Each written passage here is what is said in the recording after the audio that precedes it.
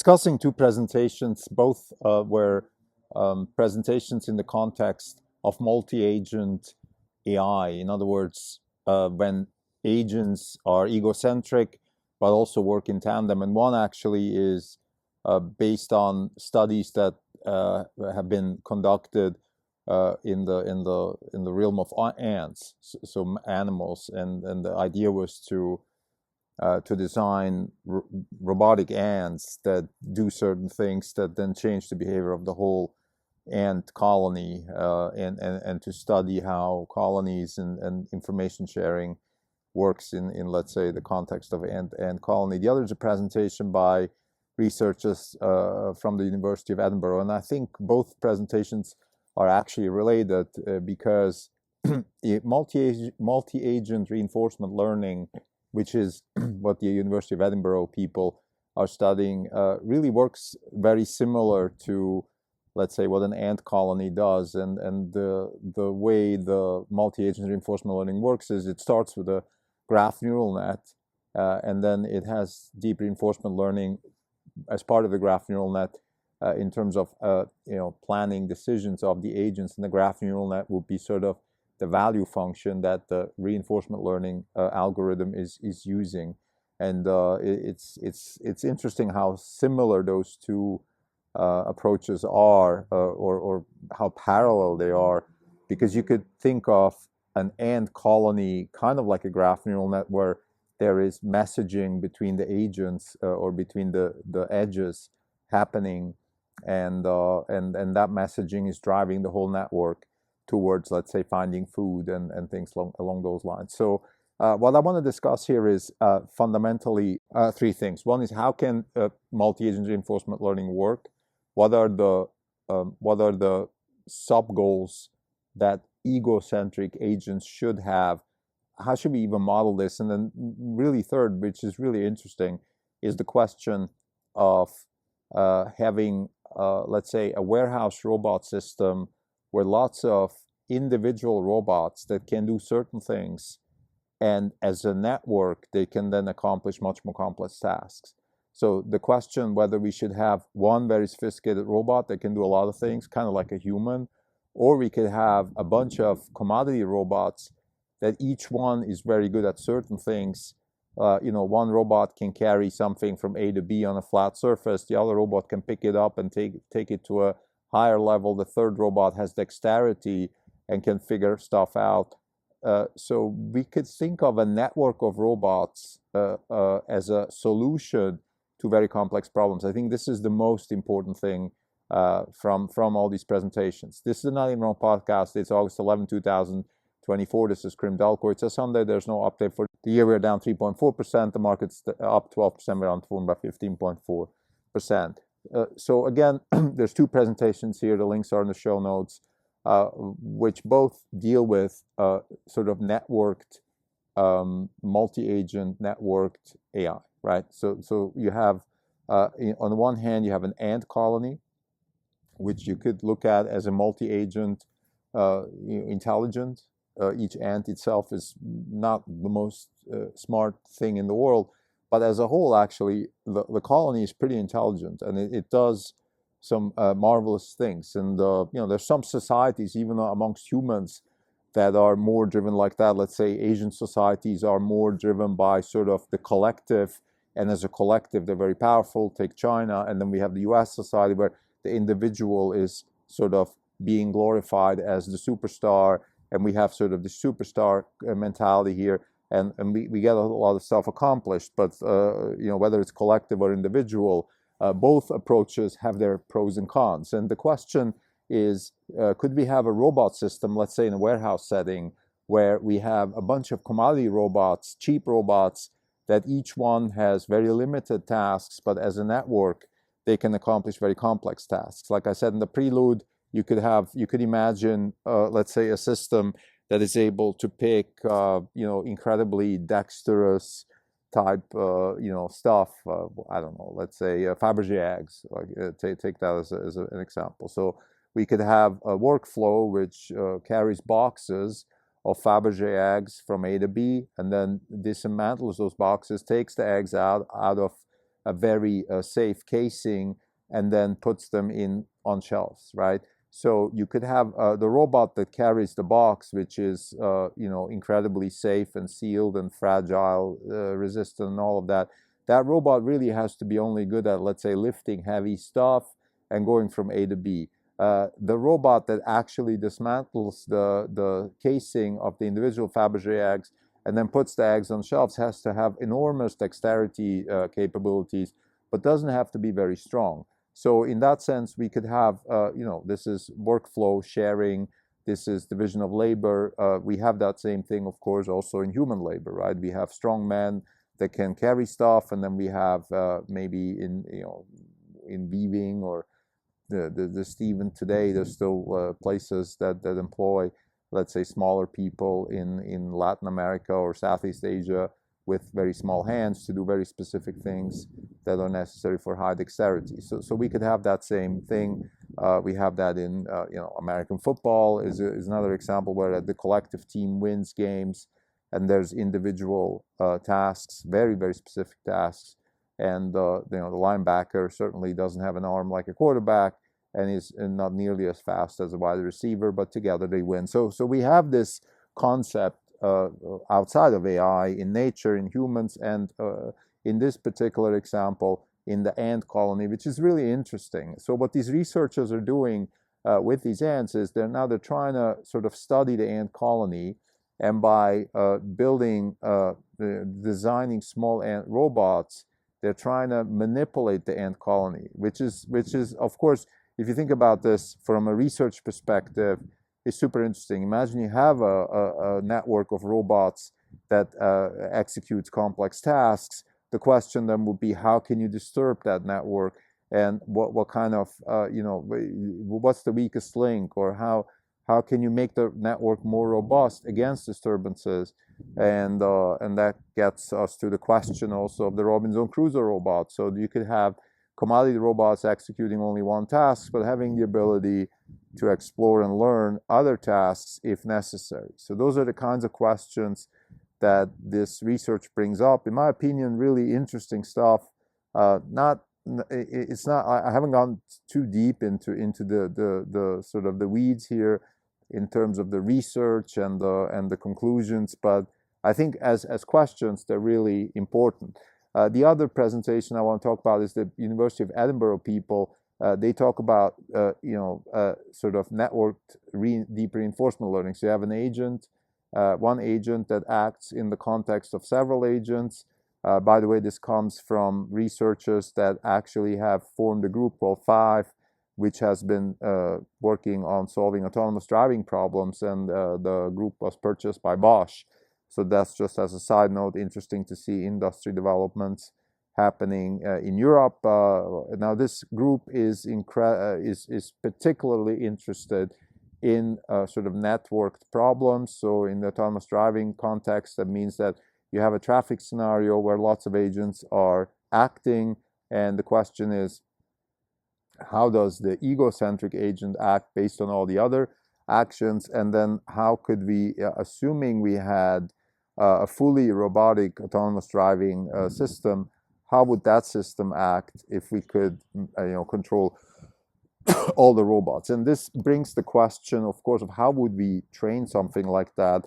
And the answer to that is a combination of graph neural nets and reinforcement learning. And the graph neural net would be sort of the value function, and the reinforcement learning would be the individual algorithm that drives decisions based on the value function of the network. So this is kind of roughly the way I understand it.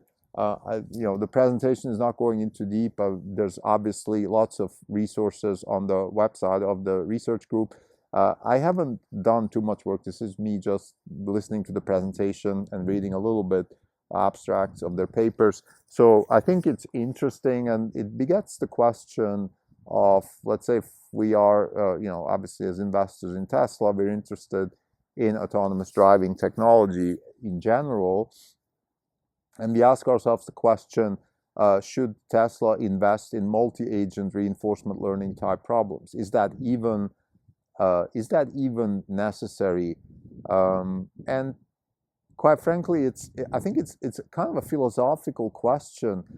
If you have, and I came across this question in some of the control theory presentations I attended last year at Stanford, where, let's say, traffic control was a good one, where you kind of ask yourself also the question, okay, do you need any explicit rules, or can you just have individual agents working towards an optimal solution for the whole network? Like, in other words, if we have a bunch of cars coming towards a junction, do we even need a multi-agent sort of network, or can we just have egocentric planning and have those cars act individually in their best interest, and have a solution that will be optimal? I mean, this you could even extend this to economics, right? This is the market-driven versus central planning question, right? Do we need central planning, top-down decision-making in order to make sure that everything goes well, or is it enough if the agents just follow their own self-interest and then act accordingly and find an optimal solution? Do we find Pareto optimality that way, or do we need top-down planning? Whether it's economics, whether it's a junction, whether it's a warehouse, these are the questions, and the answer is not so obvious to me either way. I'm certainly on the spectrum of economics. I'm extremely driven by individual accountability and risk-reward systems that are based on individual action. So I'm a firm believer in the human action approach of the Austrian economic school, that everything starts with a human, with an individual action and the preferences that she has in order to act, and that we can build models based on that. But there's also certainly some, there's yesterday my discussion of Flying Blind, which was the book that sort of describes the downfall of the engineering culture of Boeing. I discussed this a little bit, like we need to have a certain, maybe we need to have a certain top-down or a regulatory framework.